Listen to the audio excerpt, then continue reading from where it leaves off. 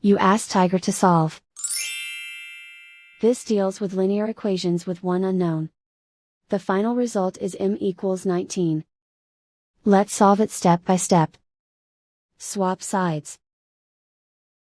Group all constants on the right side of the equation. Add 6 to both sides. Simplify the arithmetic.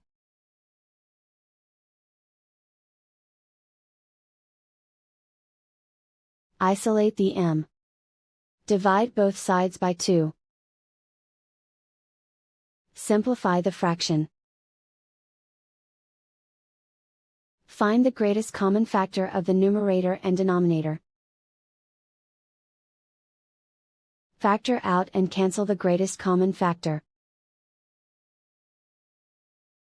And so the final result is m equals 19.